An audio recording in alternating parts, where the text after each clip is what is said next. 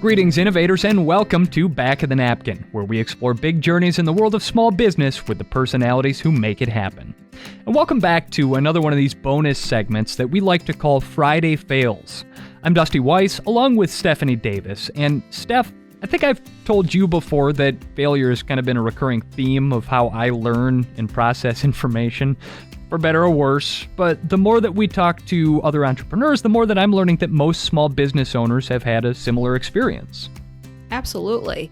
A few weeks ago, we talked to Rachel Doyle. She is the CEO and founder of Glamour Gals, a nonprofit that focuses on reducing elder isolation. She founded her company when she was 17 years old, and that means she had to learn a lot more lessons the hard way than most small business owners. So I think the feeling is still visceral today of like thinking back to that moment where it didn't really go how I hoped it would. The great thing is that negative definitely became a positive. I'm thinking back now like almost 20 years where when I first started Glamour Gals and we had just gotten our 501c3 status. And for anyone who's not familiar with nonprofits, that means you can accept tax-deductible donations. That's really an incentive aside from, people are drawn to your mission or they like what you're doing or they connect on an emotional level with what you're doing. But you can receive donations. And at the time I was in college and still learning about the right way to do things. It's called experience, I guess you would say. And I had been on a pitch panel talking about Glamour Gals, and the panel was really impressed. And one of the people on the panel ended up mailing a check to me. And I opened up the check. It was, I think it was like $500. And at the time I was like, wow, this is a lot of money. So I immediately went, I have no idea. I'm like, I have to write him a thank you note, but I don't know the right way to say thank you. And I don't want to mess up. There's certain information like the name of the donor or the organization's address. You have to write, no goods or services were exchanged. That is like a legal term that if somebody wants to use it on their taxes, that has to be in there. If that line is forgotten, the date, something happens, the amount. So I definitely sat on it a little too long where I was like definitely thinking about it a lot, but I never got to writing the note. Just like any old note, just say thank you, an email, something. And I just remember it occupying a lot of my time, but just never happening to the point where the person wrote me a curt email or straightforward email saying, you really should thank people when you get a donation. And I got it, and my heart just sank because I had been thinking about it, and I wanted to do it so well, and I wanted to do it right. And there was legal implications in a nonprofit thank you letter that is so important to hit that in the quest, I guess, for perfection, in that I totally missed the mark. And it sounds like you really just had sort of a case of like analysis paralysis where thank you for the diagnosis, analysis paralysis. You get into just like a spiral of, I want to do this thing right.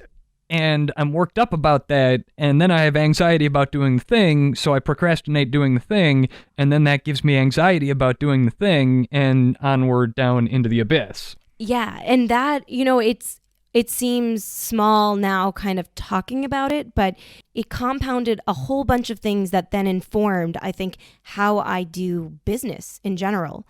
And one of them is definitely response time. With my team, emails are within the day. There's no reason why you can't just respond to someone. You might not have the answers, but quick response time. And, people have complimented me over the years. Maybe it's unexpected in nonprofits to have response times, especially for thank you notes. I try to do it within 24 hours now, no matter the size of the donation. So it's the relationships that you build, in any organization. And that relationship was pretty much broken. I mean, the person was nice to me after, but they never really gave. So it's so important that the way you conduct yourself and the small things, the day-to-day things, that was that was really important. And I even took it a step further and said, you know what? Saying thank you is generally a great practice, and not enough people do it across the board. It doesn't matter if it's for a donation. So I went on to the last 17 years, put into our leadership training for our volunteers. There's a thank you note writing workshop.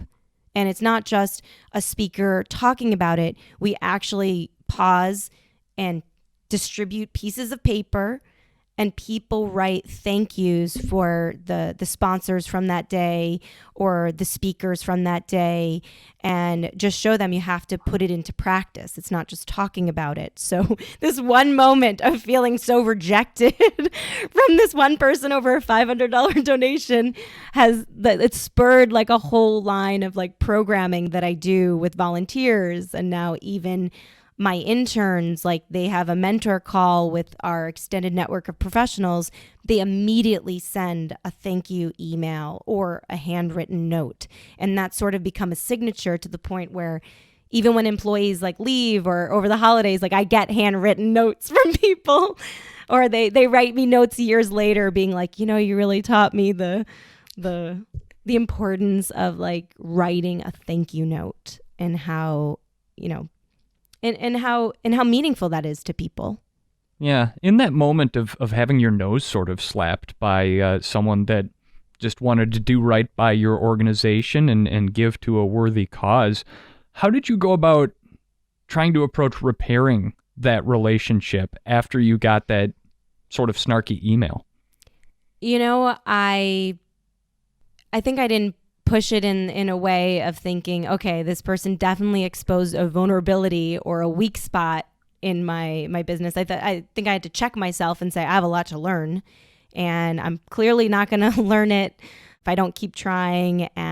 But there's some universal things as someone who is a leader you need to know, and you better read up on it. So I think for me personally, I made sure that I'm always open to learning and being responsive in that. And with the person, I think I chalked it up as I was friendly. I apologized. I wrote the thank you note immediately. I think that day I just put anything.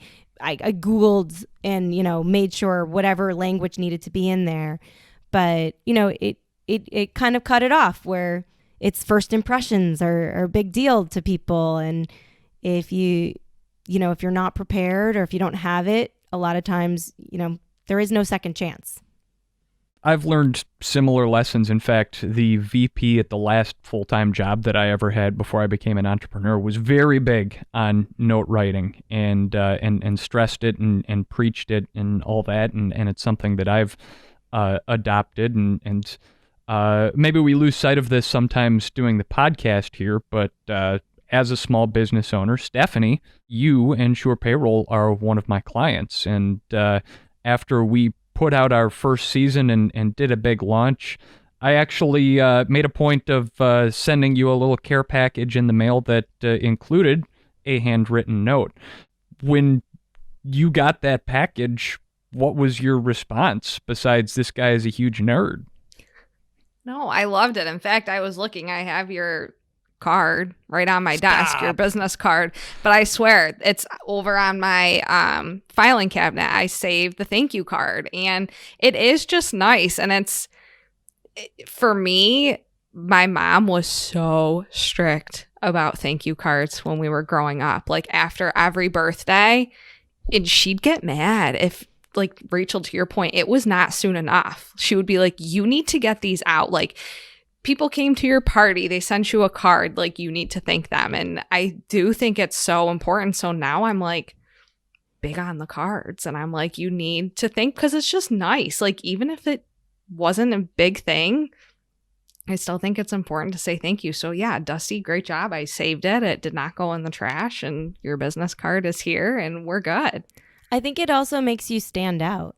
You know, I think that the idea of, like, so many people don't do it. They might just send an email, and the fact that, you know, in a sea of mediocrity, the idea of making yourself stand out and doing something a little extra special with that handwritten note, I think speaks to the way you run your business in all different ways. You know, you probably go the extra mile to make something that much better. it's a small thing, but ultimately I think it means a lot and it has that personal touch. I don't believe you, Steph, that you still have it. Do you want me to get up and check right now if I wasn't plugged in? I think I know exactly where it could be. Oh, I don't even remember what I wrote. It was something. I'm going to check now. Oh, this is going to be super embarrassing. This is going to be really embarrassing, though. Stand by. I need to unplug. See, I think that's awesome. And like, I definitely, like, I have them taped up, like notes that I've gotten from people, because I feel like you put them out when you're having a bad day. You look at that note and somebody says how great you are. And you're like, that's all I needed, you know? Oh, she does have it. See, oh, my look Lord. at that. I'm a hoarder. Can I tell you? And it was exactly where I said it was going to be. Can I tell you one of the worst things about being a bald guy is that my blush is twice as big as anybody else's blush? What does it say? What does it say? You want me to read it word for word? Yeah, let's hear it. Let's hear it. All right. Hi, Steph. In any other year... Strong open. Thank you. I'm like, I gotta put a dramatic spin on this. All right. In any other year, we'd be able to properly toast your podcast launch. But since this is the year of virtual substitutes that aren't nearly as fun, well, it'll have to do. Thanks for being an awesome co-host and project lead. I am having a blast. Cheers to launch day. Dusty. So nice. That's so nice. And really, even reading it again, I'm like, we really were in this together. Like, it's been a journey, but it's been good. And yeah, we've said 100 times, I wish we could be toasting over happy hour to the launch, and you just had to get creative. So we did a little virtual launch, a little Zoom with a beverage, and a little tiny bottle of champagne. You make it work. Well, I guess our podcast listeners can now say that they've officially heard a blush. But I think that there are a lot of great tips and a lot of wisdom in what Rachel has shared with us here today. So Rachel Doyle, the founder and CEO of Glamour Gals, thank you for joining us on Back of the Napkin. Thanks for having me.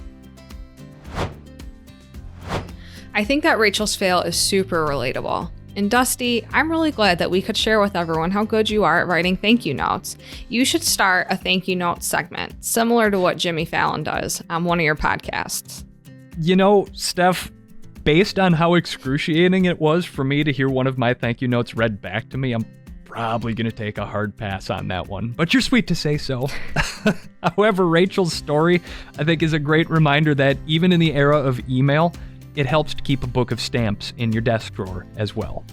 If you want to hear Rachel's full podcast episode, check it out in the podcast feed, and be sure to check in with us again soon. We're going to have more full episodes and more Friday fails coming out on a regular basis.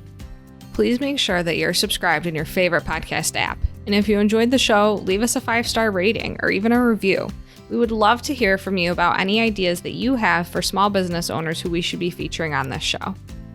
Back of the Napkin is brought to you by Sure Payroll, where small business is their business. From easy online payroll to 401k support and award-winning customer service, Sure Payroll has been serving the payroll and business needs of small businesses for more than 20 years. Here on Back of the Napkin, I am the executive producer, and co-producers are Carrie Straits and Dave Papa.